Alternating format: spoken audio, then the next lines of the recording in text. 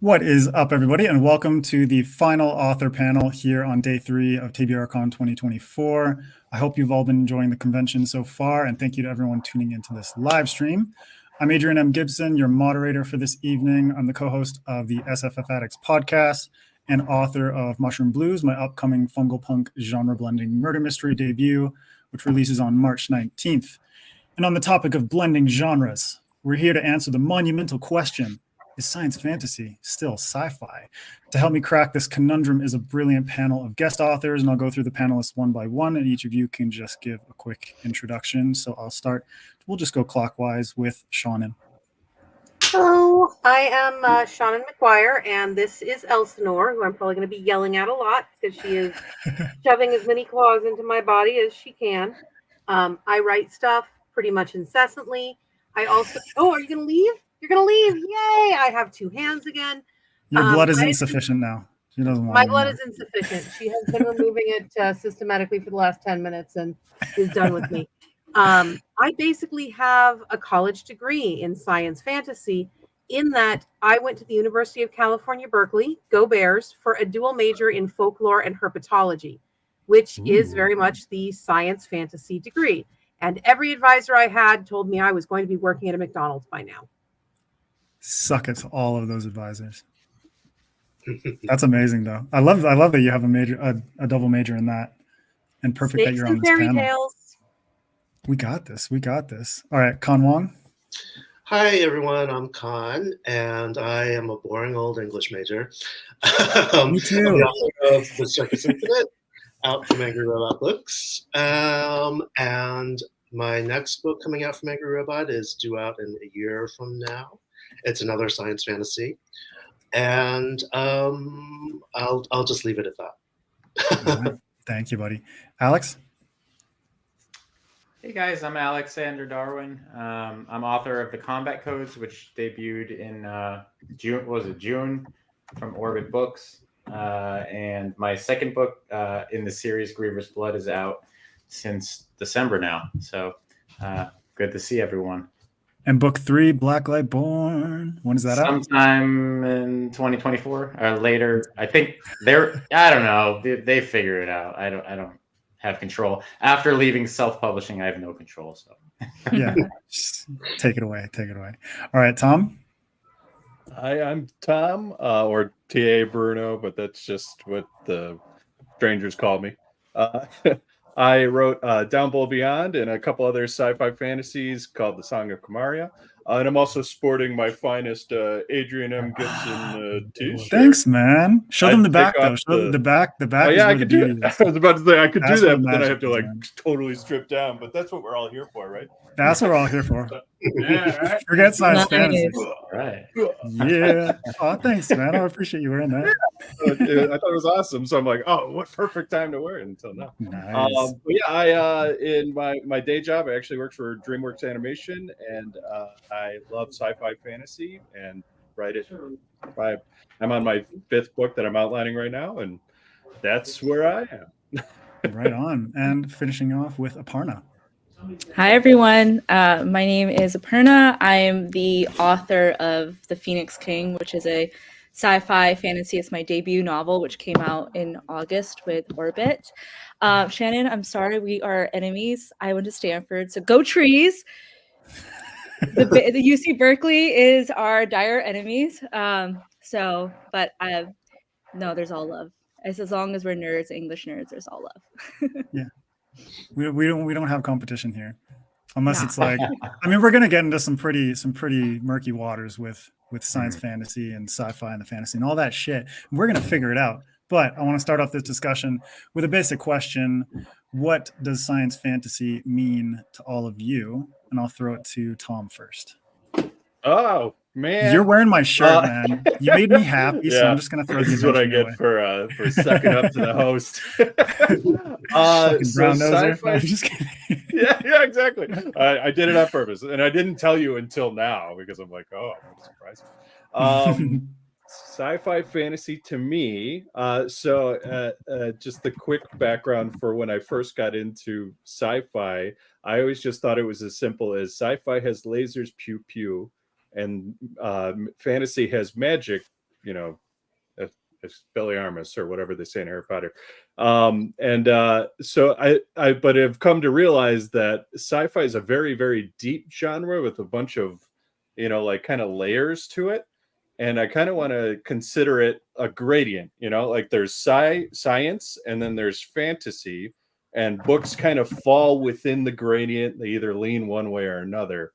So sci-fi fantasy to me is like something that's, a little bit like Star Wars or something, where you have spaceships, you have orbit, you have planets and different biomes. Maybe you're leaning into biology a little bit, but you still have things that you can't quite explain, or you don't take the time to explain. Something like that, like, time travel, or, it's just various things like that. You kind of get what I mean. But yeah, that's kind of what it means to me. So cool. And Con? There it is. To me, science fantasy is narrative and artistic freedom and casting off the shackles of genre limitations. Like, that's my glib answer. I'm changing my answer. It's all about liberation. Yeah. But I mean, I think for me, it's pretty straightforward, and it is what it says on the tin. It's stories that combine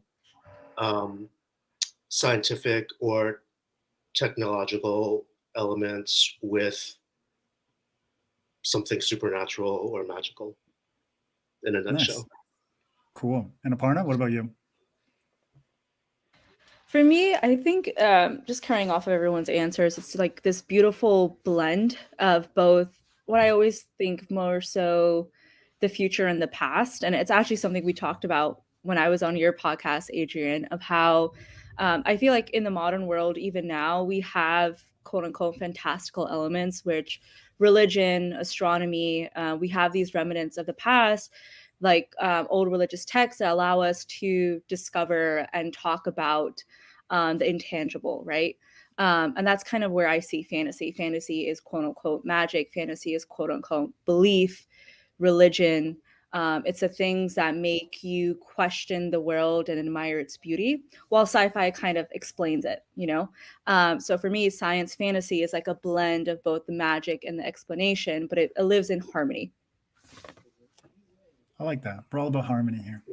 Yeah. Not competition. Harmony. No competition. Sorry. And Shannon, what about you? So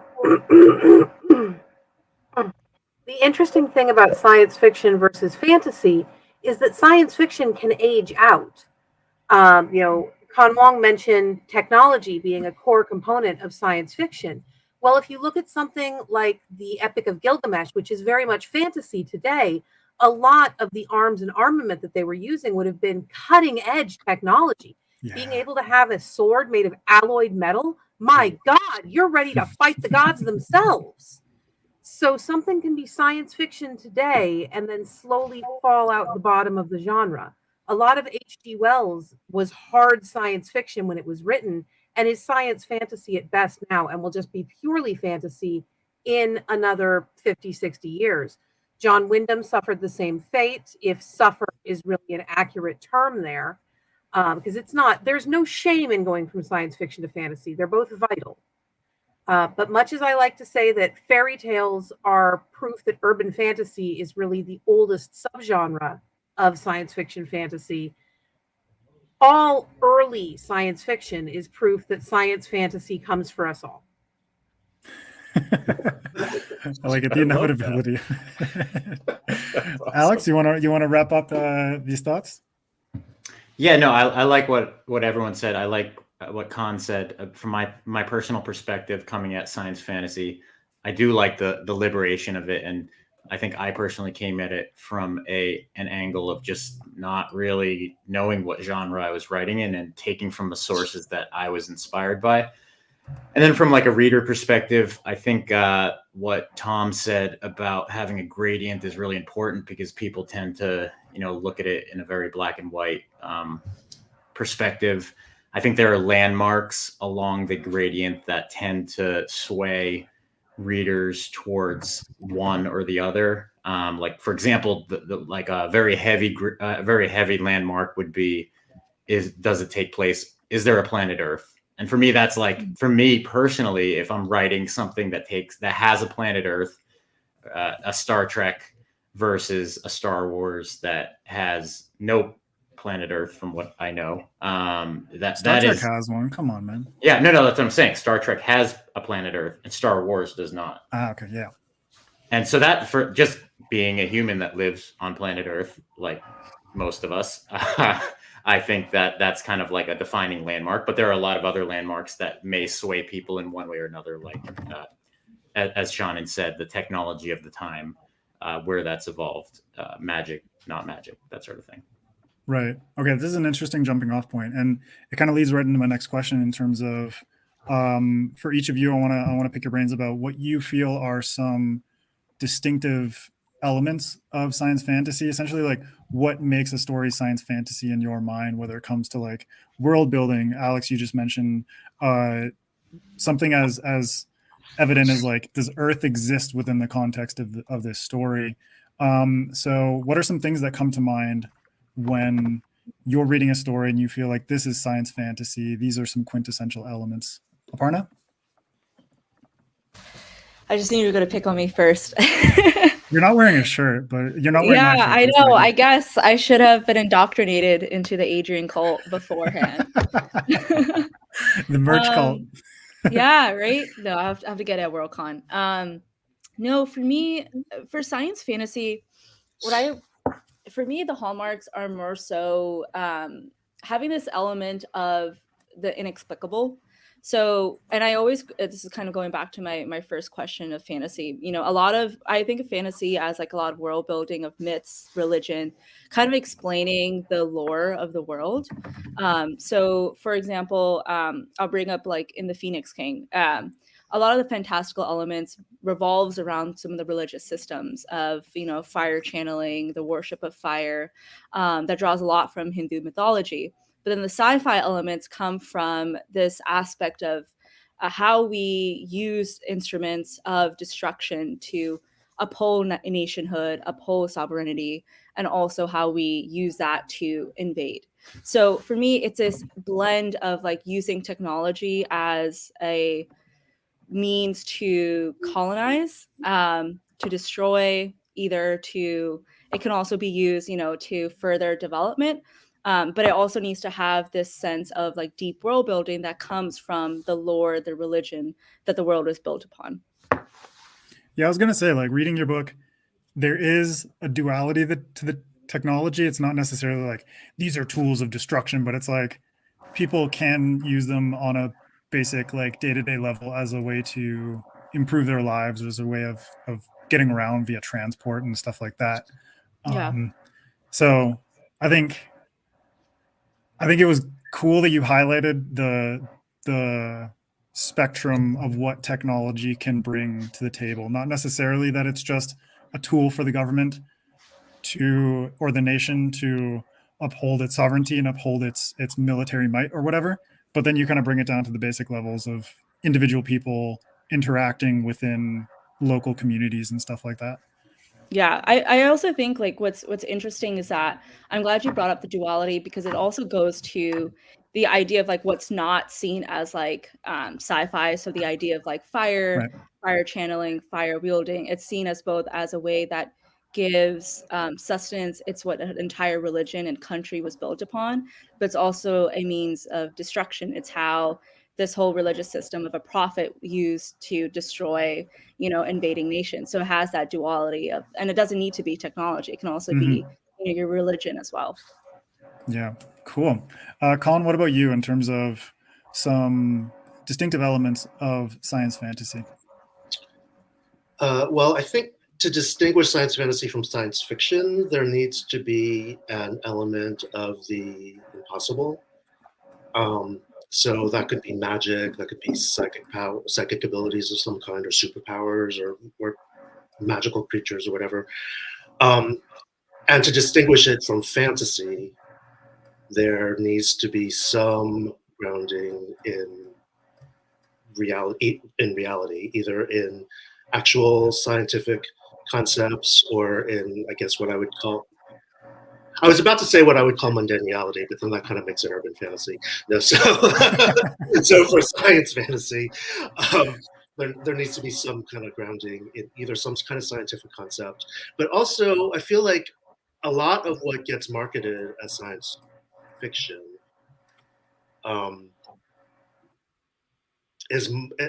has a lot, mostly is aesthetic, like more than, I mean, like, so for example, in my book, The Circus Infinite, it's shelved as science fiction. I consider it space fantasy, and can talk about that later, but it's shelved as science fiction, but there's not even a little bit of actual real science in it. It's a futuristic spacefaring society, and there's aliens. And so therefore science fiction, but that's really a superficial gloss of like the feel and the look of it, you know, even though there's no science. Mm-hmm.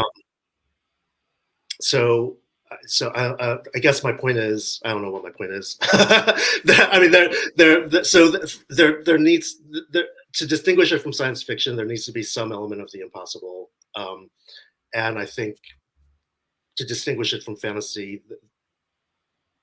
it has to be more than just surface level. Mm-hmm. So, Alex, you want to build on that? You know, that's really interesting from what Khan just said, as far as the marketing perspective of it and where books are shelved. Because like the combat codes, you know, I see it, again, I didn't even write it with a genre in mind. I just kind of wrote what I knew, and it both had technology and unexplainable elements that were not considered technology, aka magic of some extent.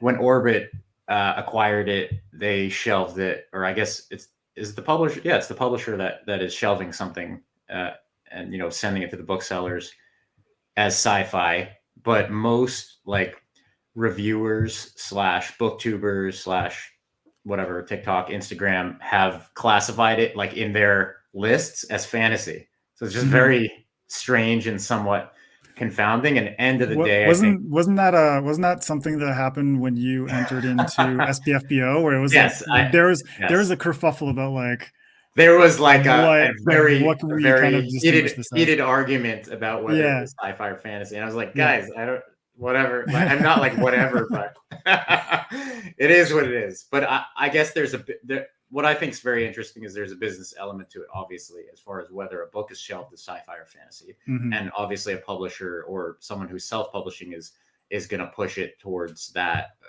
you know, specific genre or subgenre. So I find that interesting. And I think that does play on how readers interpret it. I mean, obviously, end of the day, once a reader has completed the book, they're going to have their own opinion on it. But I think they're heavily influenced by, you know, how just like, let's think of the really big fandoms, Star Wars and Star Trek. Obviously, there's a lot of benchmarks in each of those that might classify it as either sci-fi or fantasy. But I think also the way that they're interpreted and then passed down almost as lore becomes a big part of which direction they go.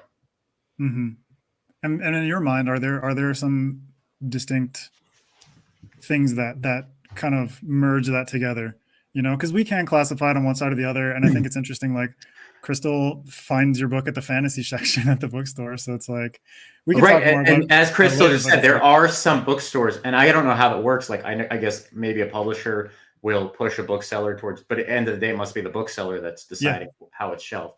And I have seen it shelved as fantasy, and it may be different in the UK versus the US. And that's very interesting too. And again, for me, I think end of the day, it's a gradient. There's benchmarks that push it in one direction or another, but certain readers might see something that's urban fantasy as more on the fantasy side or more on the sci-fi side, depending on which way the author's pushing. Yeah, right. Shannon, what about you in terms of this, like these quintessential elements, things that you think of when reading a science fantasy story? So it's interesting that Alexander spent so much time talking about how we don't make those decisions, because there are other factors in play. a person who is identified as or assumed to be male who writes a science fiction novel with fantasy elements is statistically more likely to show up in the science fiction section, Right, where right. male or female assumed author writing that same book gets shelved in fantasy or even in young adult. And that's because the prejudices of the people doing the shelving 100% carry over into where they put our books. Those categories are not absolutes. They are an attempt to get your book into the hands of a reader who will actually like them.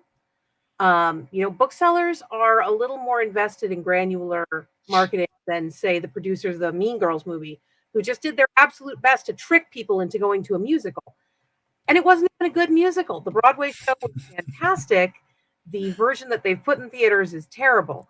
But I have been on panels about hard science fiction in books because when I am Mira Grant, who is an Orbit author, I am a hard science fiction author. I do 3 years of scientific research on every book.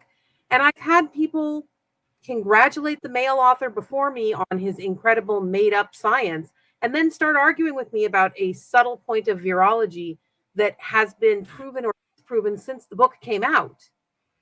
It's like, well, I was right when I wrote that book. I'm not right now. Later, there's a difference. I would say science fantasy, for it to be true science fantasy, your science fiction must in some way hinge upon the impossible. Anne McCaffrey's To Ride Pegasus books, which are science fiction. They depend on interstellar travel, genetic manipulation, a whole bunch of sci-fi tropes, but they also depend on psychic powers strong enough to slingshot a ship from Earth out past the edge of the Oort cloud. Doctor Who. We can't really argue that Doctor Who is not a fantasy show, especially after we've just gone to goblins and creatures of children's lore from beyond the edge of time. But you can't have Doctor Who without the TARDIS. It falls apart. Yeah. Number of this is okay assumptions. I will give you that a lightsaber is a scientific thing. A time machine is a scientific thing. I can buy that as my one exception if you tell me that's how this world works. But you only get so many of those. We just had someone ask, do you feel with the push of romantasy, less sci-fi is being published right now? 100% no. There is so much science fiction out there because, again, not to become the sexism microphone on this panel, there are a lot of male identifying readers who won't pick it up if it's a kissing book. They won't read The Princess Bride. They've heard it's a kissing book. And that is a terrible generalized statement, but it is unfortunately true. It does not apply to everyone. Nothing we say here can apply to everyone. But they have to keep publishing the science fiction or they lose that section of the readership. Yeah, very true. Shannon, I want to throw this comment up there as well because I just love it. This is the Mean Girls side of publishing, and it is very true. It's a cautionary tale full of Yes. fear and love and pride, based on actual events where people died. All right. I love it. We got a sing song going up in here. This is a fantastic panel so far. Tom, I'm going to get your thoughts on this, and then we'll shift into some other topics. But when it comes to everything everyone else has said, if you want to comment on it, but also some aspects of science fantasy that really stand out to you as elements that you feel are quintessential. Yeah, I mean, everything everybody has said has been awesome, and I feel bad being the last one to follow up because it's like, what do I add to this? The only thing I could think to add to it is that, like exactly what pretty much everybody has said, where the science element should feel possible, and it should feel like something that grounds the reader in some sort of a hard reality a little bit. But then you use the fantasy to kind of cut the corner of things you can't explain or don't want to explain or want to explore that can't happen. And maybe you're using this fantasy element to make a metaphor of something happening in real life that you can't use science to do. There's been lots of books I've read that I get shocked when I'm like, wait, that's like things that are going on right now. And not only is it a book written 40 years ago or something like that, but it's using like aliens to do it. And I'm like, that's awesome. But of course, there's no way this alien could exist, but yet I'm working with it because it's grounded in a way that I get it. But still it has that fantastical element where, oh, this alien can read minds, yet nothing on Earth can read minds, except, I don't know, reviewers. I like those guys. So that's all I really got on that. Everybody else had such great points that honestly I just muck it up at this point. No, dude, enough of that. Yeah. Okay, well, Tom, I'm going to start with you because I want to allow each of you. Aparna, you've touched on your work a little bit, and there are many facets of what we've just discussed that we'll touch on throughout the conversation. But I wanted to give everyone watching and listening an opportunity to hear a bit about your stories that you would kind of fit into this science fantasy mold. So, Tom, if you could tell people why you personally decided to write science fantasy, and if you can describe a little bit about the stories and worlds and that you've written and how they kind of fit into that mold. Oh, sure. It's a little bit like what Alex had said earlier, where when I started writing, it was really just the things I was aware of stories I liked, growing up and stuff like that, where, it had these fantastical elements to it, but it was still rooted in some kind of sci-fi world, things like, Final Fantasy, Star Wars, stuff like, some of the Final Fantasies, sorry, they're not all quite like that anymore. When I was a kid, there was just like 7 of them. Anyway, Alex has stuff like that. Too, I know. There you go. Yeah, exactly. Sorry, I can go off on a tangent on those. Those are great. But anyway, so with stories like, for instance, like Down Below Beyond, my newest one, I decided to go with an even more fantasy approach with this one by including a collection of worlds that are connected by something called the Voyalton Portal Network. It's these portals that were created by a civilization of aliens that knows how to do it, but nobody else really does. And they kind of just go to worlds, they assess them a little bit, and then they ask if they even want to be included. And if they say yes, then they turn on the portal. Everybody's linked, and then there's this network of portals that links a place called Load Space together. And of course, somebody has exploited this and made it into a trade empire of some sort. But so, we have worlds, we have planets, we have various aliens and stuff, but we're using something like Voyalton portals, which is something humans can't explain. And that's where our fantasy element kind of comes in. And then linking all these different, civilizations and stuff like that. I got to have a lot of fun just creating new things, new ideas. How do certain things work? How would like a race of, sea lions build a city? And stuff like that, or how do they get along with the people, the kind of aliens that could walk on land? Well, they'd probably make a little device that allows them to walk around and stuff like that, which would be normal for them, stuff like that. Where we try to we've taken a weird thing, but now we've tried to make it gel with other things that are lesser weird, and yeah, I do that with all my stuff. The Song of Kamaria as well. It's humans get kind of chased out of the soul system, end up on a planet of telepathic bird people. So we're fine right up until we see those bird people, and it's like, okay, well now, okay, how do they work? And we take well, if they're telepathic, what kind of society would that entail? And I deep dive into all that kind of stuff and try to make it in a way that scientifically, if everybody could read minds, how would they kind of operate with each other? So I'm taking fantasy and I'm kind of harnessing it a little bit, but not so much that it doesn't get to live on its own and do its own thing. And that's and like I said in the beginning, when I started writing them, I thought this was just sci-fi and this is just kind of how it works. But then I was informed later on, as just time went on, it's like, oh, this is actually has a lot of fantasy elements to it and stuff. And I'm like, you're right. That's really cool. I never really thought of it. I just figured this is kind of how it works. And maybe that's kind of ignorant of me, but I'm glad I was informed of that. And now I can lean into it harder. Yeah. And like Sean said, it's like science fantasy comes for us all. I love that.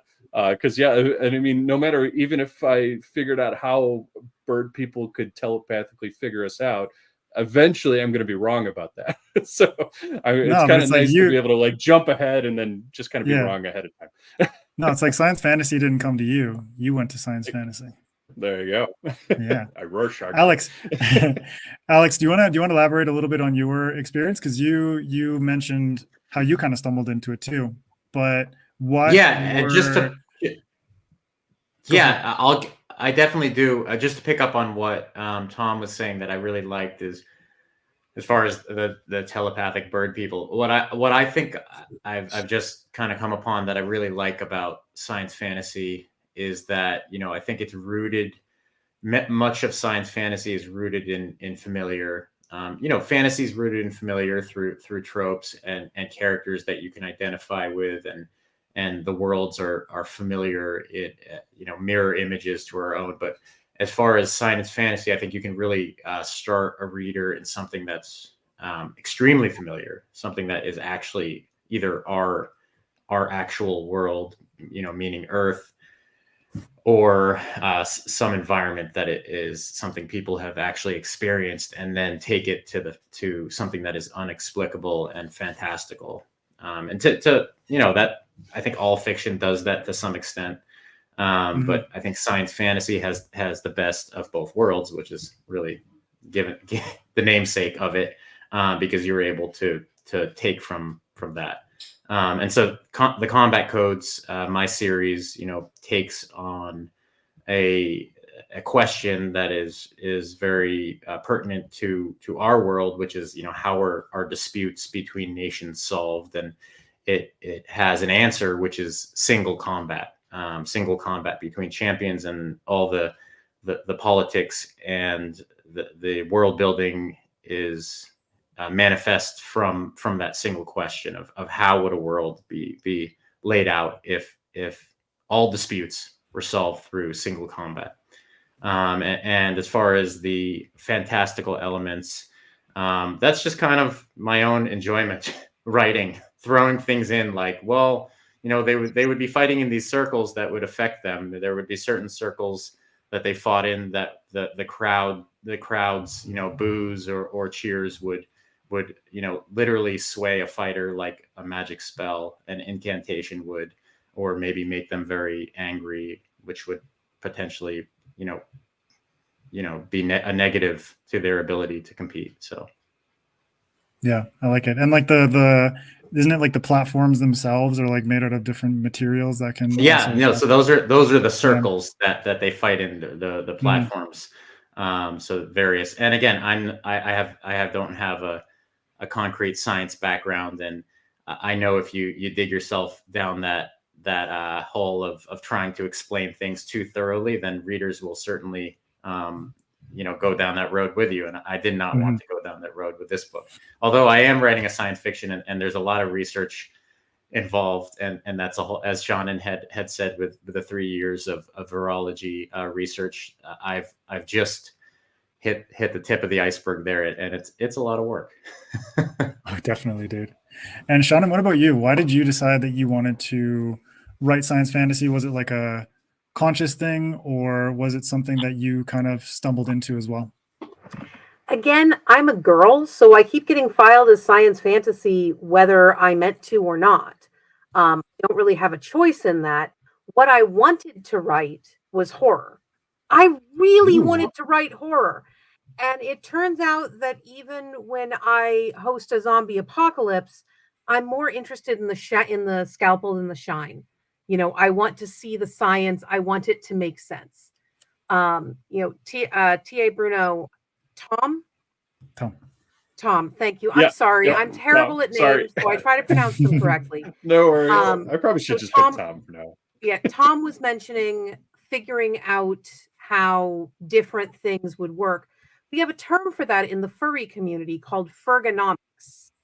So if you assume, you know, your fantastic element is that mermaids are real, how do you build a chair for a mermaid? What does a couch look like if it's going to be used by both humans and people who have scales? And that is a really interesting rabbit hole to go down. You can get a long way with that. My only intentional science fantasy is the InCryptid series, which I have volume 13 comes out in March because I have no chill. And that assumes every mythological creature and folkloric creature from anywhere in the world is 100% real and actually exists. And I have to figure out how to explain it in a quasi comprehensible scientific manner. Mhm. And that's a lot of fun because some of the things that we dismiss as impossible are more possible than things that actually exist. There are cold-blooded mammals and hot-blooded snakes, and those are both real things that exist in the world right now. So I spend a lot of time on the ergonomics of that, and I get pulled back by my editors. That's a lot of fun, and it's great when people call that science fantasy, because it is. When people call my Mira Grant work science fantasy, I turn a really attractive shade of purple, sputter a lot, and have to excuse myself. Yeah, because it's just I can imagine it's like writing with intention. Obviously, there are times like with Tom and Alex where you kind of stumbled into it organically. But when you're purposefully writing something, and then it's obviously genres are at the end of the day kind of bullshit, and it is a marketing sort of categorization system, and the fact that you are writing these things with so much intention, and then to have them mislabeled and probably put on a different shelf, and probably skewing readers' expectations of what they might find in that book as well. I spent 4 years consulting with the CDC, infected myself with a tapeworm, and got vaccinated against diseases that no longer exist. I should not be labeled science fantasy. I should be labeled science obsessive. To the point where you're just like experimenting on yourself. Pretty much. Yeah. And Kuhn, what about you? What attracted you to this realm, and can you talk a little bit more about the Circus Infinite? Sure. So like writing science fantasy was not so much an intentional choice as it was or it is a kind of natural outgrowth of my tastes and interests. I've explored many other creative modes as well. When I used to play music seriously, and I played the cello, but I played rock and folk music with the cello and not classical music. Mm-hmm. I was very active in circus arts and the flow arts for a long time, and I kind of made my name. So my primary tool in that realm was the hula hoop, but I became known in that community for taking elements of object manipulation and contact juggling and incorporating it into the hula hoop, and mixing the techniques. And then even as something as basic as like Miss Me with primary colors. I'm all about the secondary and tertiary colors. And I love fusion cuisines. There's just something in my taste and kind of psychology, I guess, that just is drawn to hybridization and cross-pollination and mixing of things, and mixing different elements to see what would happen. And I've read all the kind of standard fantasy books that people start out with, Lord of the Rings and Narnia and what have you. But the things that were the biggest influences or impacts on my imagination as a young person were superhero comics and Star Trek. And so when I started crafting stories, it wasn't so much a conscious choice of I'm going to mix scientific elements and fantastical elements and see what it was more just the nature of the stories that came to me just naturally were that, because of just how I am, I guess. Yeah. So with the Circus Infinite, I think I prefer the term space fantasy to describe the Circus Infinite, because that more accurately says what it is. It is a fantasy story set in space. There's zero, science has nothing whatsoever to do with anything. It's set in a futuristic spacefaring civilization. The space travel between far reaches of the galaxy is made possible by a network of stable wormholes created by a sentient dark matter star. So, I mean, that's kind of quasi-scientific, but that's about as much actual, even nodding to real science as there is in the book. So for me, like, space fantasy is like really describes what the Circus Infinite is. The next book that I have coming out, I think, is more firmly science fantasy. It's also a little bit historic fiction. Cool. I can't help but like throw in different things. But one of the storylines, there's 3 parallel storylines that come together in my next book. One of them is set in a post-climate catastrophe Earth, and so I did do a lot of research in climate science and looking at like models of like what the San Francisco Bay Area will look like in the early 2100s. But there's also people with psychic powers. So there's like actual science that's part of developing the setting. But then there's stuff that happens within that setting that are purely fantastical. So that's kind of the way I go about it. And for the next book after that, who even knows what I'll do? Who knows where your hybridization is going to lead you next? Yeah, exactly. Awesome. And Aparna, we'll close it with you in terms of when you started writing. Well, you originally self-published it as The Boy with Fire, but then you had it published traditionally with Orbit as The Phoenix King. But when you're creating that world, did you go into it consciously wanting to mix the science with the fantastical, or how did that go? I think for me it was very similar to Kuhn in that I just wanted to write what my imagination naturally inclined towards. I have always wanted to see brown Indian characters in futuristic settings where they're not seen as the oppressed, as we see in other sci-fi shows sometimes, you know. And so I wanted to see my people, my culture in a quote unquote future where we belonged. And that's kind of where it was like my personal mission of like, this is why, you know, why I was so hard bent on creating some more so the futuristic elements, because it was a statement of like, we deserve to be seen in the future. We deserve to also be leaders. We deserve to also have positions of power. Even if currently we don't, we will in the future. So it was a way to kind of emulate that in whatever small ways that I could in the book. It's funny. I want to go back to what Shannon said about how you don't really have control, especially as a woman, of like where you're placed on the shelf. Like I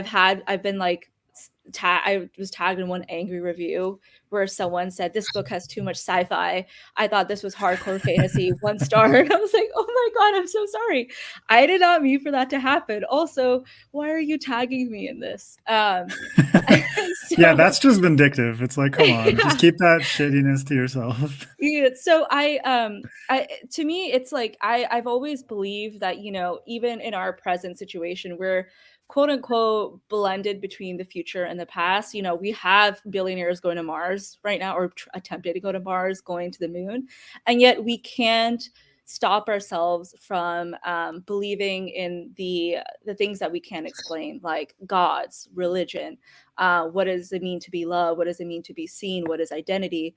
And sci-fi doesn't give you, or like scientific innovations doesn't give you a sufficient answer that I would be satisfied with. I go more so towards quote unquote the fantastical elements of our society, which is the magic, which is the love, which is the religion.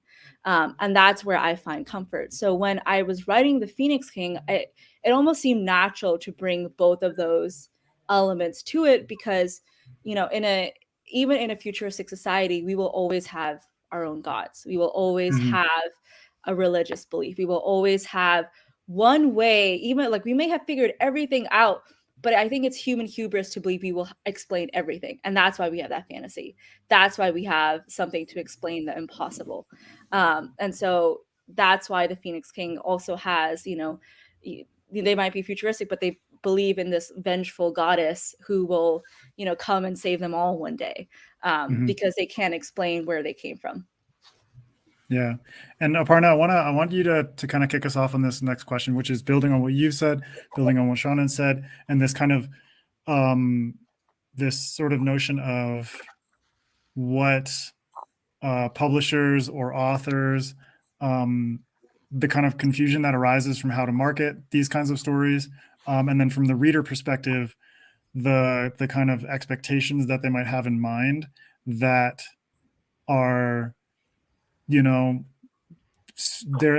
manipulated by forces beyond the readers, whether it's like, Alexander's publisher marketing it as science fiction, but then booksellers shelving it as fantasy. It's kind of this like very confusing game of like genre telephone. So from your perspective, Aparna, like what are some of the challenges that you faced in terms of marketing your stories and working with Orbit, and how Orbit has kind of approached that, and things that you've experienced?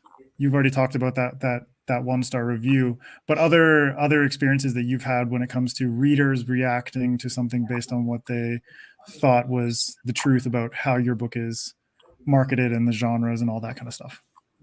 Yeah, well, that's an interesting question, because I don't think there's ever going to be a satisfactory answer of like what the solution would be, other than like we destroy all genres. It's a free for all at the bookstore. Just go and see what you discover.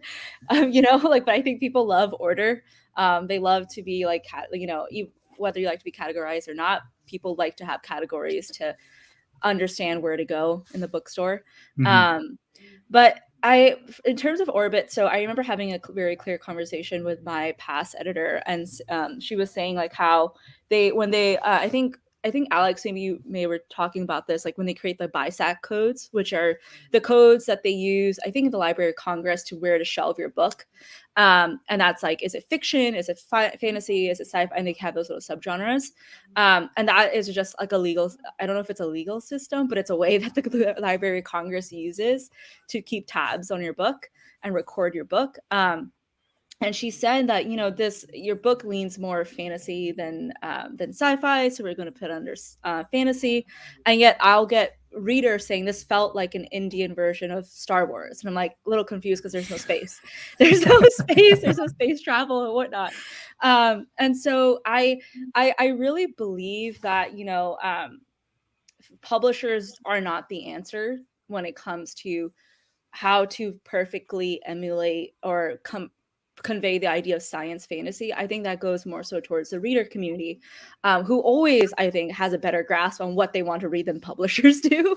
Publishers are always playing catch up.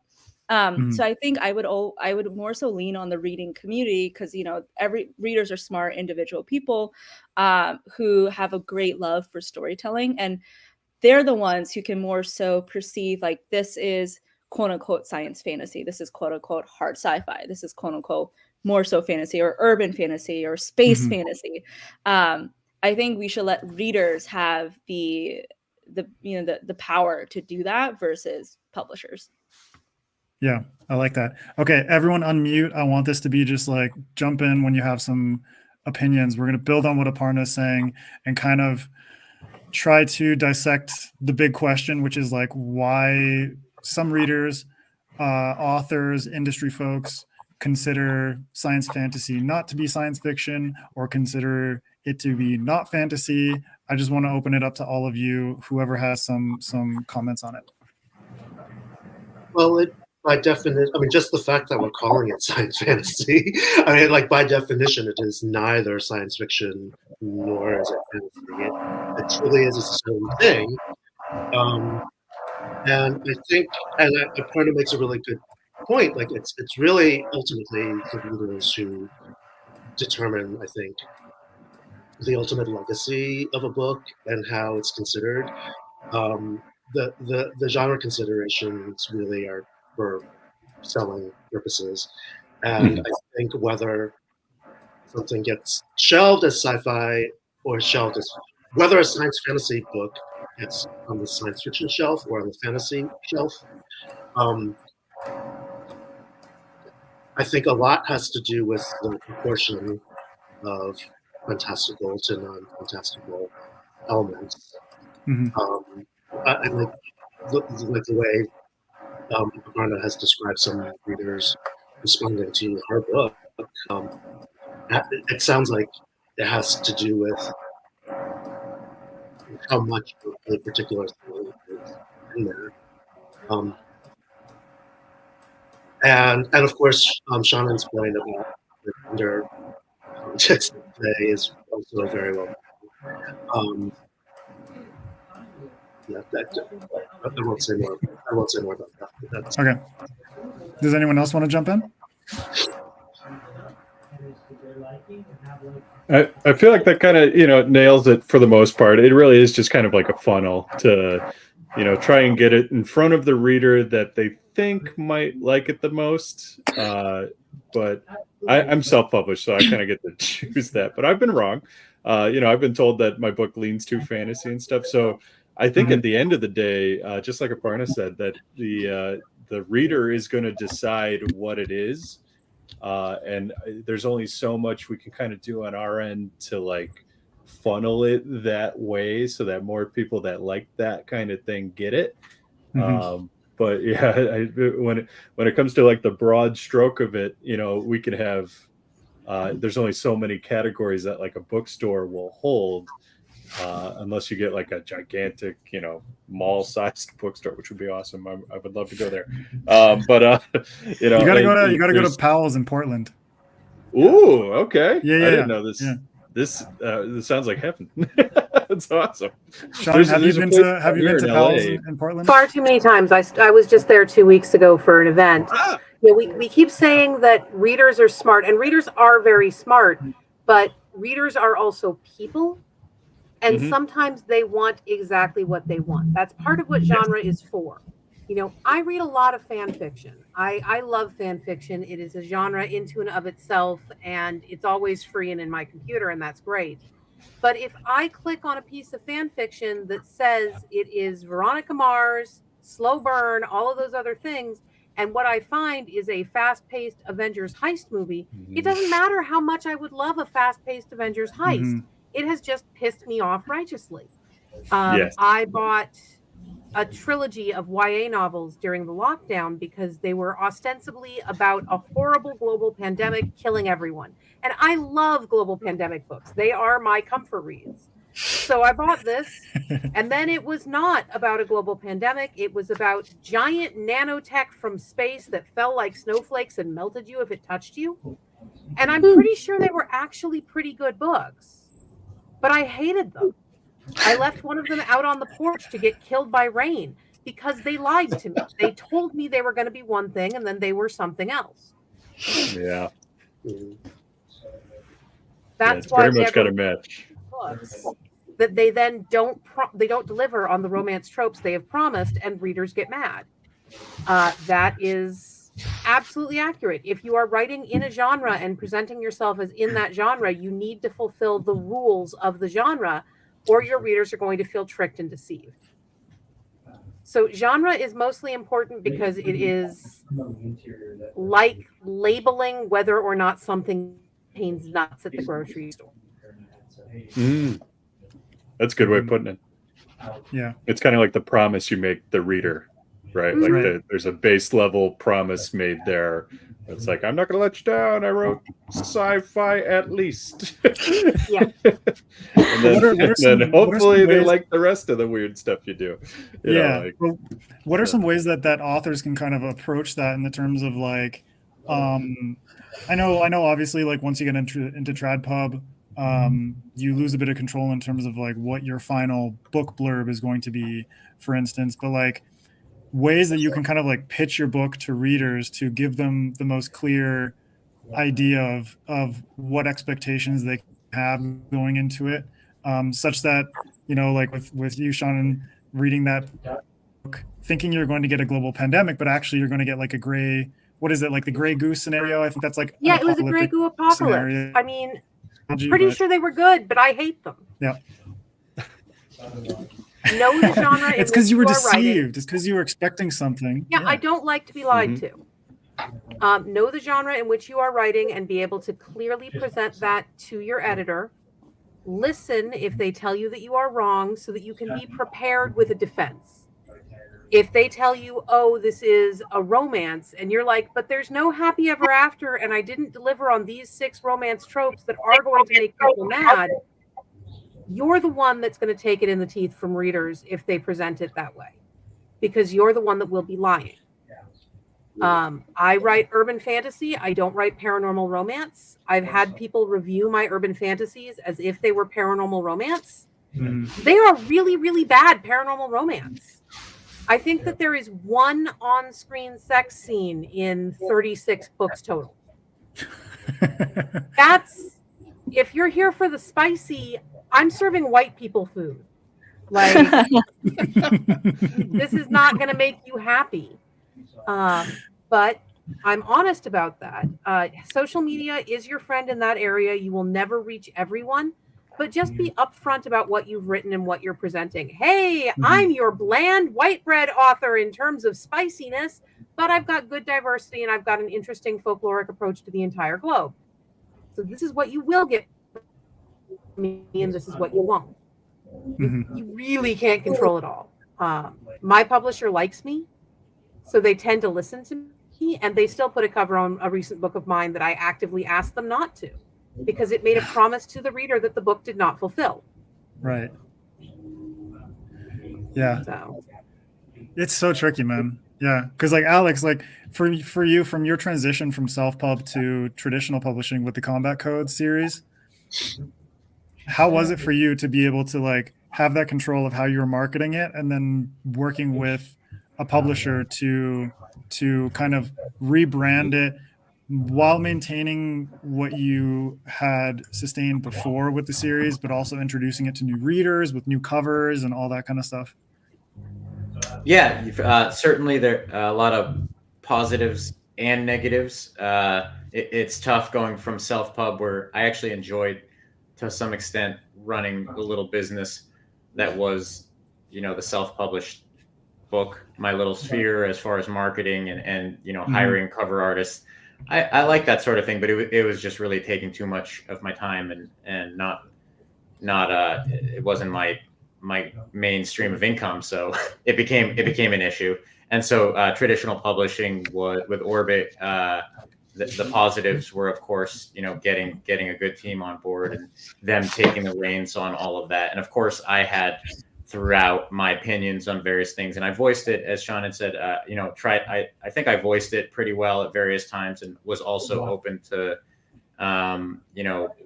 expertise and feedback, and tried to rein it in. So it was definitely just a new path on that end. Did I even answer your question, Adrian? Do you think that this? Sure. Do you think that this new path has marketed the series in the right way to kind of give readers a sense of like what they can expect? Largely yes, but then also it's tough, because when you put something, just looking at sci-fi and fantasy, end of the day, it would be fantastic if we could have both as far as shelving, because especially with traditional publishing, more so than self-publishing, bookstore sales are a massive part of it. Most of it, really, as far as how a book will sink or swim. And so it's tough that you only have science fiction or fantasy, and so you're bound to have readers on either end of that are going to have expectations that are not fulfilled.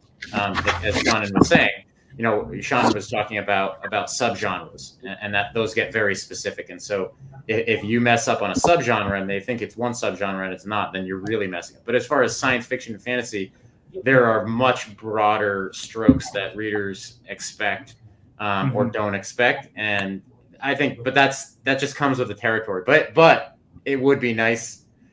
I understand why there's not a science fantasy shelf, but maybe we should have one. They should just shove it right in between science fiction and fantasy. Just have a little middle section. I'm sure there are. Does Powell's have one? I don't know. I'm not sure.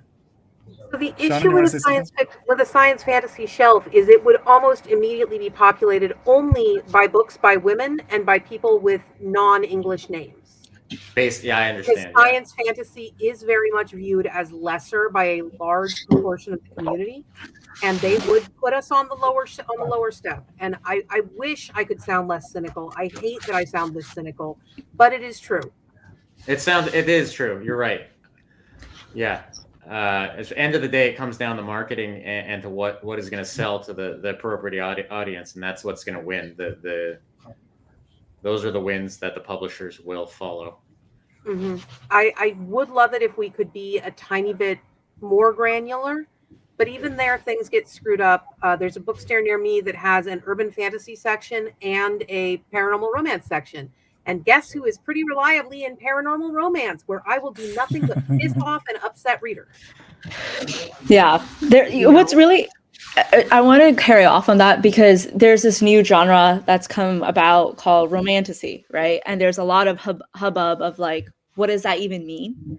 What is like, how do you define romantasy? Is it romance with just a little bit of fantasy? Is it fantasy with a romantic subplot? Is it like, I think that's the interesting part is like these subgenres don't have clear codes and rules.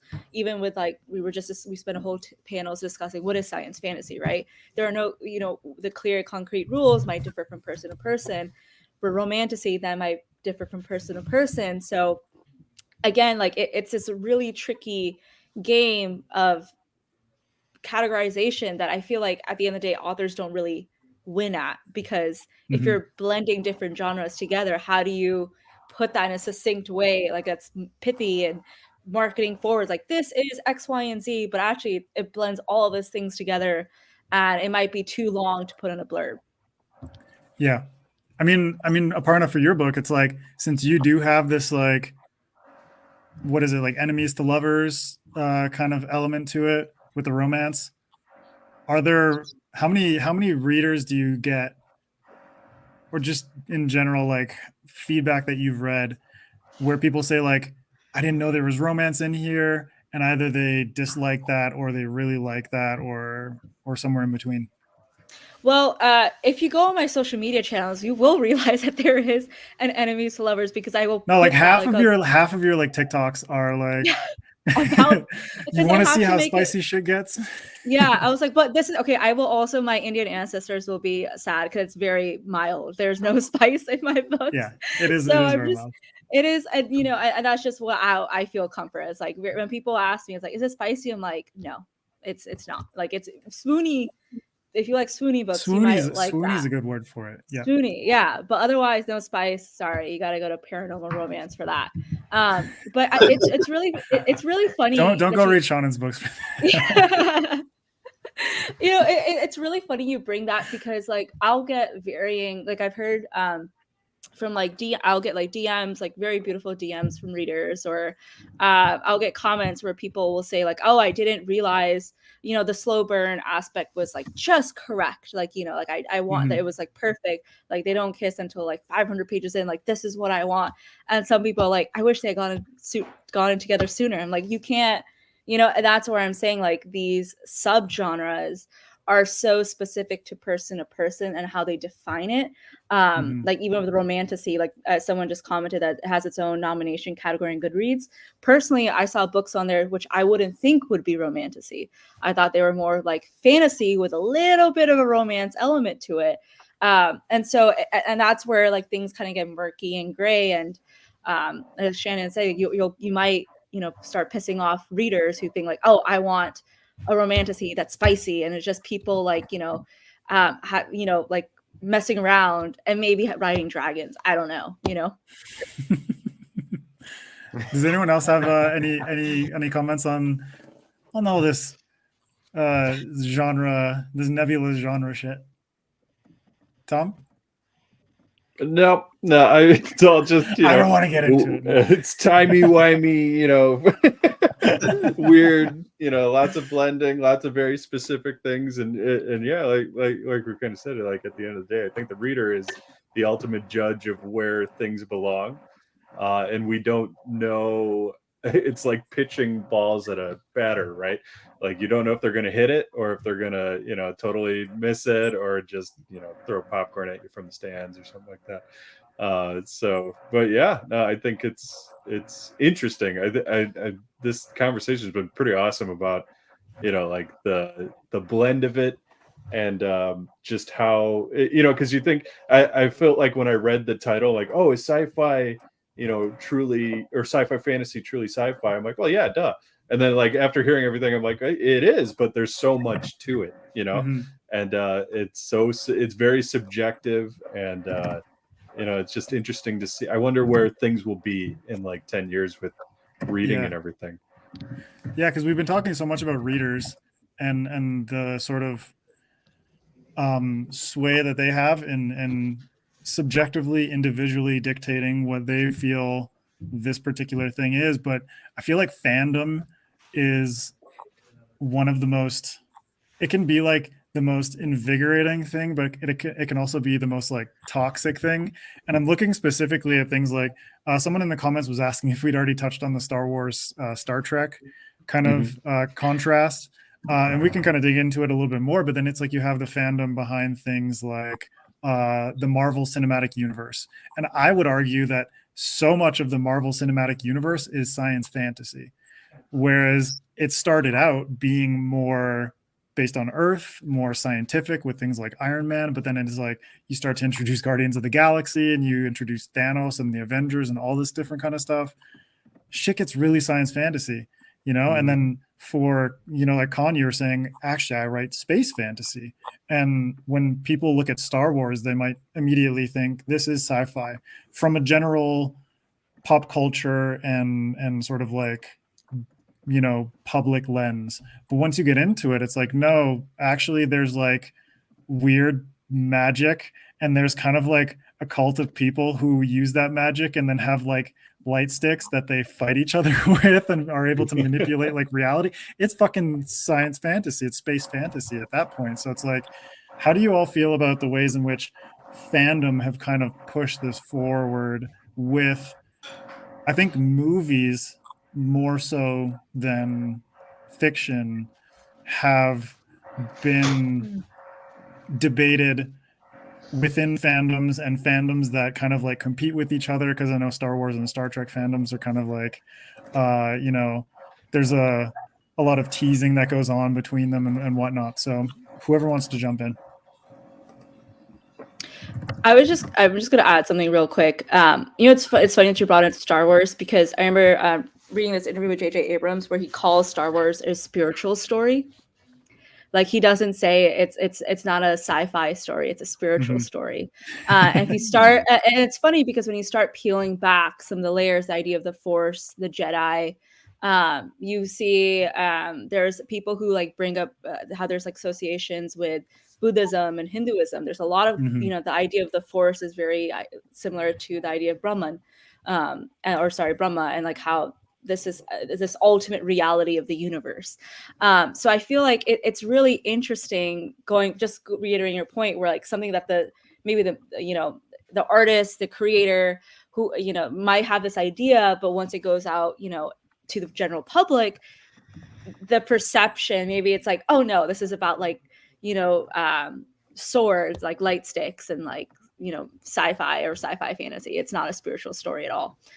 Some people might call it a love story. I've seen TikToks where people will say Star Wars is actually a love story for me. And I think it's just really interesting how people categorize it. Yeah, or even like Dune, because Dune's got like the big resurgence because of the new movies, but it's like Dune all is the perfume ads. All the perfume ads of Zendaya, all the shots that look like perfume ads. Yeah, it's like, do you want to smell like arachis? Yeah, do you want to smell like a sandworm? Do you want to smell? Oh, you want to smell like cinnamon, which is the spice of the most. Oh, dude, I want a little bit better than a worm. The whole world, cinnamon, really? I can't. No, but Zendaya and Timothée Chalamet are like the perfect perfume cologne kind of combo. It's great. Yeah. Yeah. Do you want yeah, to smell for like a sure. And Fremen? if they don't, Come on, let's get it going. if they don't capitalize on pumpkin spice season, then they're really missing the point, I think. Does anyone else want to jump in on this kind of notion of fandom and how that has kind of driven these discussions and kind of pushed? I think pushed a lot of these franchises beyond like the normal bounds of popularity. Fandom. Sure. Oh, sorry. Oh no, you go ahead. You go ahead. I was just going to say We'll that go back to Tom after. I love readers and readership, but fandom scares me a little bit. And I mean, and there's definitely a personal psychology element to it, because people that consider themselves fans, the thing that they are a fan of becomes a part of their personal identity. And I think that that's where a lot of the resistance to new ideas, to a main character being a girl, comes from, because they're like, well, I'm not a girl, so I can't. How dare they like make this thing that I love like center a female protagonist when I'm not a girl and that I'm not, like, and all that kind of stuff comes up, I think, in a very unconscious, unprocessed way.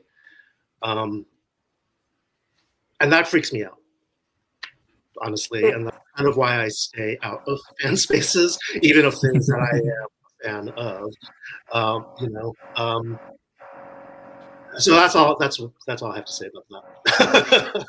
I agree that fandom is often a bit terrifying. That is part of why we need diverse books and stories.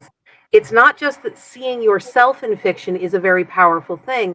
It's that seeing other people in fiction teaches us, especially when we're children on a primal level, that those people are humans too.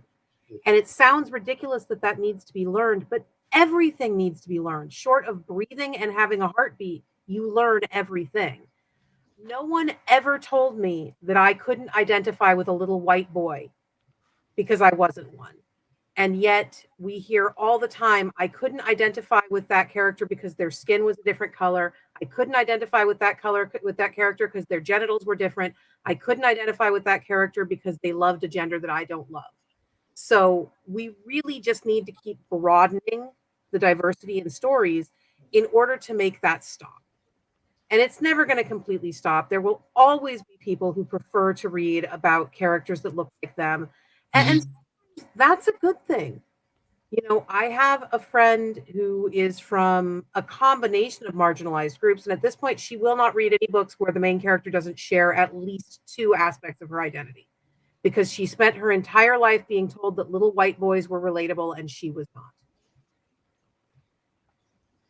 And that's not just fandom that's reinforcing it. It's everyone. It's all of us all the time until we intentionally unlearn those prejudices. Just super fun. But as Whimsy Dearest says, some shippers can get kind of intense. Charlene Harris, who wrote the Sookie Stackhouse books, is a friend of mine. And I was with her on her last book tour, and she was receiving actual death threats because her main character wound up with the wrong man at the end. She had two potential love interests. One of them could get her pregnant, one could not. The character had always have and raise her own children as a major life goal. From book one, she was talking about how much she wanted to be pregnant and be a mom and have kids of her own. That was not a surprise. It was not a new character attribute, but people still threatened Charlene, who is she is a hobbit. She is the quintessential hobbit grandmother. She is the nicest woman in the world. And they were like, I'm going to stab you, little old lady, because Sookie didn't get with the guy that can't knock her up. Some shippers kind of scare me. Yeah. Fandom. Don't threaten Charlene. Don't threaten anybody just because they write a story. Anybody, in general, don't threaten anybody. Charlene. I'm pretty sure the police won't convict me if I hit you with a chair for threatening Charlene. Shannon will throw paranormal romance books at you. Those things can be heavy, and you get the hardcovers. Yeah, like grab a good Anne Bishop book. You could concuss somebody with that. Yeah, She's gonna come at you with a fucking hardcover. I am. Yeah, Special edition. fandom is a strange place though. It's like, I think especially with Star Wars and Star Trek, you know, my oldest brother is huge into Star Trek, but like growing up, I actually kind of pushed against that, maybe because he was trying to push it on me too hard. Whereas like I was attracted more to Star Wars, and you know, I grew up with the what is it, the prequel series, and that was kind of like my first introduction to fandom of like, how dare you introduce midichlorians and Anakin's a little turd and all this shit is like so much hate spreading around everything, or like, oh, like Padme and Anakin's romance is so horrible, and it's like, I didn't give a shit because I was like 13 or whatever. But I think, you know, at this point, like, we can all agree that yes, science fantasy is sci-fi. Yes, science fantasy is also fantasy. Genre distinctions are kind of ridiculous, and readers should just love the things that they love, but don't piss in someone else's cereal. Don't threaten them. Don't threaten beautiful little hobbit ladies with you know, expectations of what the romance should have been, because this shit is not in your control. And at the end of the day, if you love the story, you love the story. And if you don't, you don't. Don't tag Aparna in fucking 1-star reviews. Don't tag any author in 1-star reviews, because that's just mean. And I think now we're going to open it up to a Q&A section just here at the end to wrap it up a little bit. If anyone in the comments has any questions that they want to ask, shoot them into the live chat right now. I think I've got a couple starred here, so I'm just going to pull one up. This is from Beth Tabler. How are you, Beth, my dear? This is actually in response to something that Shauna brought up earlier, so I'll just toss it up there. Do you think that authors who maintain a name that is androgynous are assumed to be male when it comes to sci-fi? I think we can kind of like broaden that to sci-fi, science fantasy, speculative fiction in general, if anyone wants to tackle that. Yes, to a degree. I was assumed male at first, which was super fun when I showed up at some conventions that had put me on panel track to provide a male perspective. Because Seanan is not a common name outside of rural Ireland. Hey, Shannon is much more common, but that is not my name. And even that is gender neutral enough that you do tend to get that assumption. They'll first look at the name. Is it initials? Is it a male or androgynous name? Names have no gender, but assumptions will be made. Then they tend to look at the contents of the book. Is it a romance? Does it have a scantily clad woman on the cover? Lots of different things. But on the whole, you will find that those books are assumed to be written by male authors.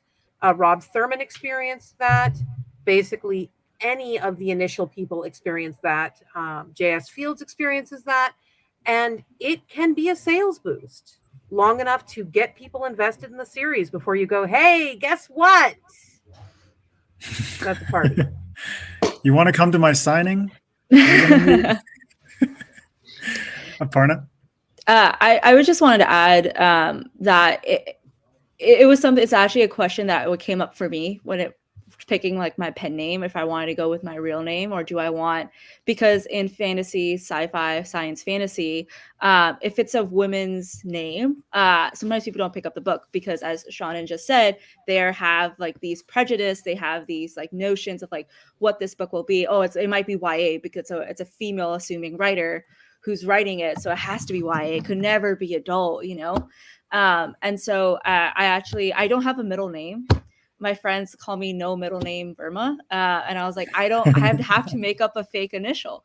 And I thought it was like AA Verma. They're like, it's too lame. Just go with your name. It rhymes. And so I was like, okay, I'll ended up going with my name. And it was a source of pride because, you know, it's a name that my parents gave me. It's a name that shows, you know, that I, you know, just shows who I am. And so it was a point, but it was a point of contention of like, do you change your name to show that you're not, you know, so people don't judge just off your name of who you are and then make presumptions about it. Yeah. Tom, why did you decide to go with T.A. Bruno? I've always wondered this. Oh, funny story about that. So the only reason I went with T.A. Bruno was because there was another Tom Bruno that was writing self-published books, and I didn't want to step on his toes, honestly. But it goes a little deeper than that because like I said, I work in the film industry and I do previs. And there is another Tom Bruno that does previs in the film industry. And this became an issue when my poor elderly grandfather was watching movies and he's like, oh, I saw that movie you worked on. And it's like, I didn't work on that one. And it was even worse because, like, for instance, one example was, so I worked on Captain America Winter Soldier, but I did not work on Captain America, the first one.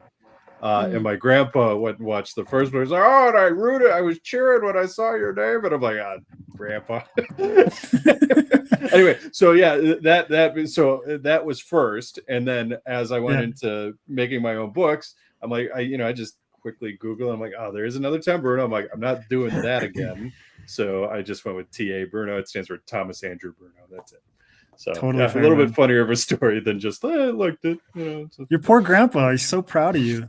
Yeah, it got to a point where I just started going like, yeah, I had a great time on it, Grandpa. Because you don't want to break. Like, oh, yeah, you don't want to break awesome. on his. I did the thing. Yeah. You don't want to take away from the experience that he had watching that movie. Exactly, like, he was having a great time. Boy. Well, it's even funnier because like previs, like nobody knows what it is, so they're like, oh yeah, you animated the movies, and I'm like, yeah, sure, fine. Like, did you want the long explanation, or do you just want to like enjoy that? Yeah. Yeah, nice, man. Okay, Jim McCleary's asking, what's the best place to find fantasy alpha and beta readers? We can just open that up to alpha and beta readers in general. I don't know how all of you approach that in your work. Again, I'm self-published, so it might be very different. And it sounds like a lot of you guys self-published for a while too. But what I typically do is I do have like a select little group of people that I've just come to know and trust with some of it that I'll kind of get a pass in front of. But other than that, there's also a couple services you can kind of hire, like Literary Titans one I go to every now and then that, they offer a beta reading service, or I think you could even go on something like Fiverr or anything now. I haven't tried that myself. But it's good. You get what you get out of it. It's one of those, you have to be the final judge on whether it's useful or whether, you can bounce with that information. And I also have a very important thing I call the mom pass, where I have my mom read it. And if, because again, we're writing sci-fi fantasy, she's not much of a sci-fi reader, but if I can deliver her information that isn't confusing and it's like in a way that's digestible, then I know I've got something going on there. But that's just my personal process there. I'm sure there's maybe even way more effective ways than doing it, but that's just the way I found works for me. I like the mom pass. That's nice. Yeah, it's my most important pass, in my opinion. It's like, mom gets it, then I know I got something here. Yeah. See, that's funny because I feel like if I gave there's no spice, but my mom is very conservative, so I feel like if I gave it to her, she would have a chupple ready to throw at me. And I was like, listen, I can't be in the same room when you read these books. They brushed fingers Aparna. God. I know. And she's just like, they kissed. Oh my God. She's very, very traditional. And like, if there's a kiss, and even in a Bollywood movie, she's like, doesn't look at it. It's quite funny. For me, it's the same thing with Tom. I go with really close, trusted friends that I've developed through, through the English department at Stanford, or through people who really connected with my books, like especially the first book. So what's great about being self-published first, I think, was that I was able to I could really figure out who like the super fans were, like really, really early on. And because of that, I've been able to cultivate very strong relationships. And there are some who I would, send it to like, be a beta reader, like, once it's more of like in a better shape of like, hey, you get an early, thanks for being with me ever since like really day one. I would love to hear, your feedback. And it's a way of like, paying, I always feel as paying it back to the people who supported you since day one. And I think it's a fun treat for them. It's like, oh my gosh, you get to see the book and give advice in like the editing stage. And you know, if one of my favorite authors allowed me to do that, I'd be like crying or like on my knees, like, thank you, this is amazing. I think it's also really, you know, you have someone who really loves the stories and the characters as much as you do, and which is really hard to find. And so you can almost, for me, I value that opinion because they see the book in a similar light as I do, and I know, you know, their opinions will have justice. You know, will do justice to the characters and the stories. That being said, I keep it to like maybe 5 or so people. I don't like having too many cooks in the kitchen. It gets too overwhelming. Yeah, 5's a pretty good number. That's like a nice, not too many. Seanan, Kuhn, Alex, do you have any comments? So at this point, I still have my group of beta readers from when I was in the fanfic mines. And whenever I look at acquiring someone new, I remember what happened to Stephanie Meyer and freak out a little bit. You know, she's the Twilight Lady. I don't normally say, oh, poor Stephanie and her mountains of money. Oh, my God. But the last book she was writing for that series, one of her beta readers leaked the whole fucking thing online. Oh God, I hope we didn't have a rule against swearing. I've done really well up Have till you not now. have you not heard me swear like many Yeah, times? Adrian. I have the filthiest mouth. So good. They put the whole fucking thing online because they thought that it would help her with her insecurities. Oh, I would of die. course. You would It literally definitely find didn't my help. corpse lying on the floor, half eaten by the cats. And unfortunately, and Aparna, you're going to get to discover this soon, I hope. Once you hit a certain level of readership, you can't trust everyone anymore, even if you really truly want to, because there will be people who think that for clout they can leak stuff. I write for Magic the Gathering, the card game, and my NDA is thicker than some novellas because they have to be able to tightly control everything I'm allowed to say. There are 100% people that will take any crumb of privileged information they feel like they have and just run to the hills so that they can be the one that gets the scoop. And they will do that with your fiction, and that's horrible. Stick with people you really and truly trust, that you know well, and that you have the home addresses for in case you need to take them out with a folding chair. No, Or we a already book, determined. or a we already hardcover. determined Yeah, like very hardcover hardcover Or a paranormal hardcover. romance. It is legal in the United States to mail turtles, live turtles. And I think that if you just receive one box of pissed off snapping turtle, you'll never do anything like that again. That's really funny. That is so good. Kuhn, Alex, do you have any final comments? I just have one. I have one very trusted friend that we trade works back and forth, and we both don't care about one another's opinions and very much care about one another's opinions in a good way. So it works out. And then, you know, one on the trad end, of course, I saw a recent conversation on one of the social media networks about how rough of a draft people send to their agents, or I guess it was agents or editors. And I guess on that end, like a lot of people's agents might serve as a beta reader.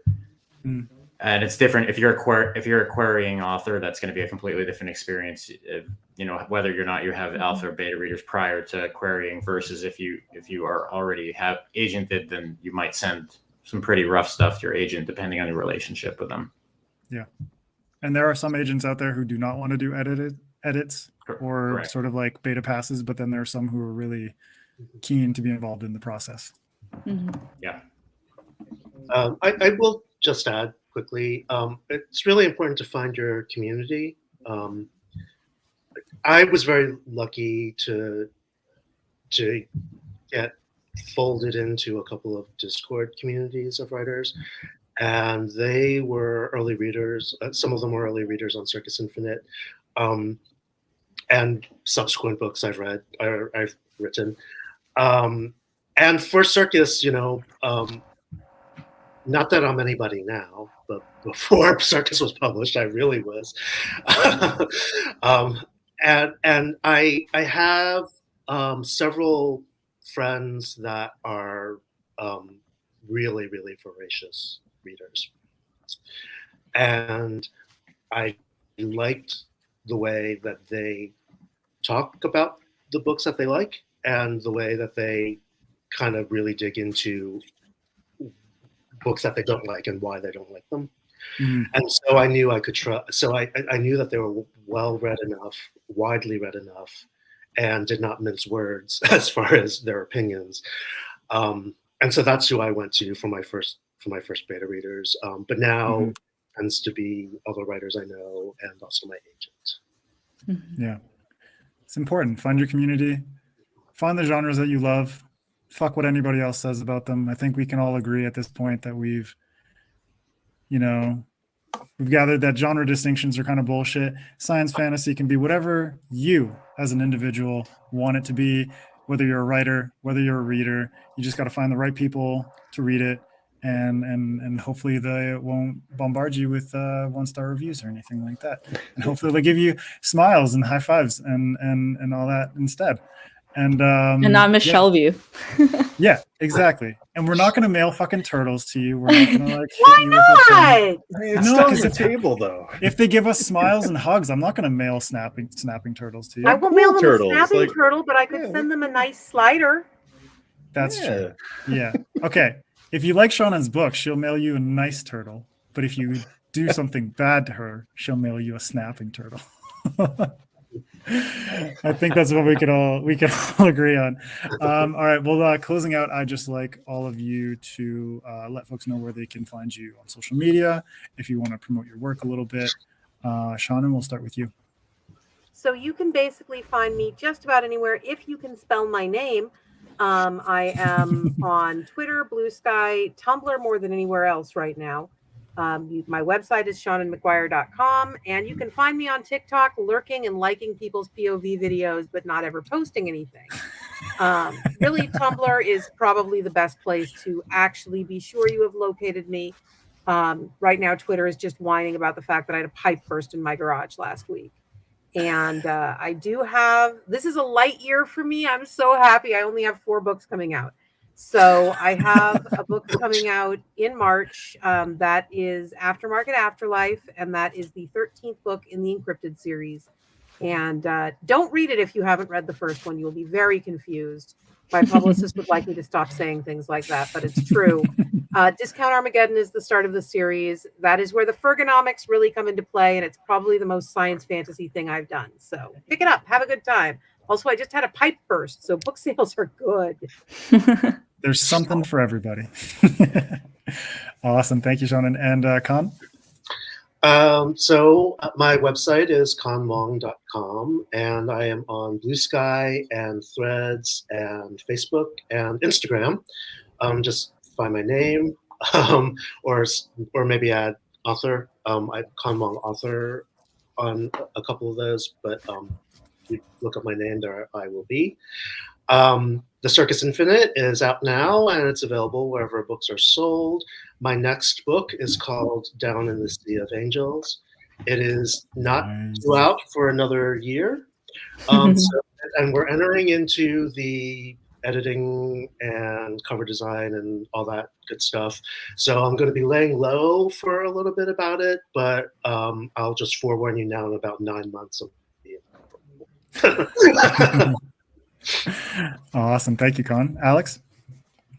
Yeah, so I'm Combat Codes is actually my handle on all these social media things. The only one I'm not on is Blue Sky. I'm on the other ones, not really Twitter quite as much. I haven't abandoned it fully, but I'm there here and there. But I get, like Sean said, I'm not really posting as much and kind of just retweeting publisher stuff and that sort of thing. But I am on Instagram, Threads, a little bit.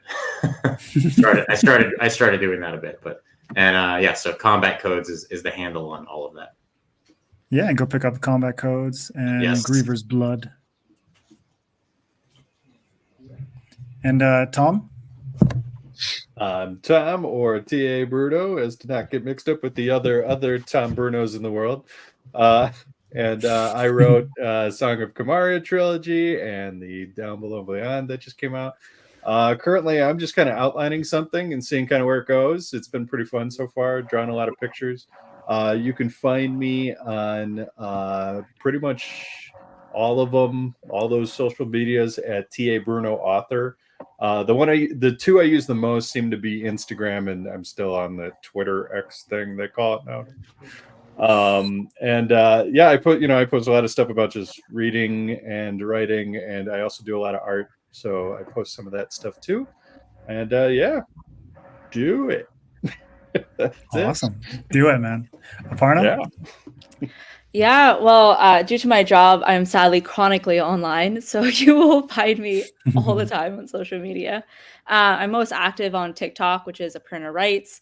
I'm not really on Twitter X anymore, but I am very active on Instagram. It's the same handle, spirited_gal. There's also my website, theaparnaverma.com.